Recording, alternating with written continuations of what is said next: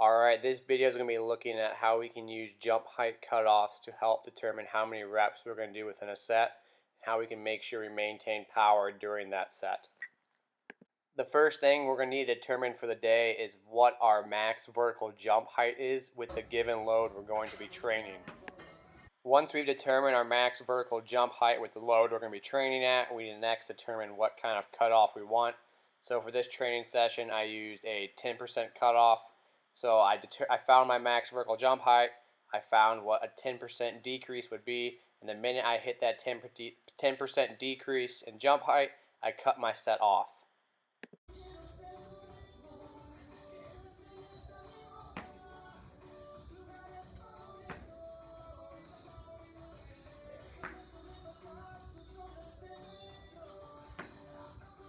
So here are the jump heights from that working set.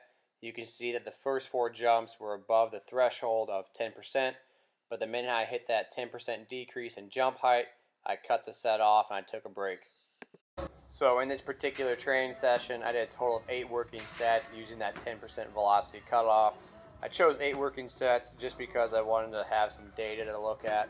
I didn't necessarily pick 8 working sets because I thought it would be optimal. As a coach, you can make that decision how many sets you want to do.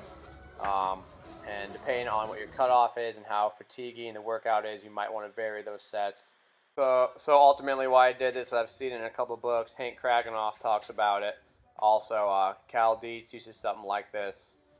Implementing it firsthand, it was pretty nice to see how effective it was. I was able to maintain power throughout the training session without having to worry about burning myself out. I was actually able to accumulate a large number of total jumps without having to be too tired during it. So this last graph you're going to see is basically all my sets of my workout. You can see the cutoff lines in the red, the blue is the jump height. You can see during each session it tended to decrease my overall peak jump height as well as how fast I reach that threshold. It's just interesting to see, and I wonder how it'll work out long term.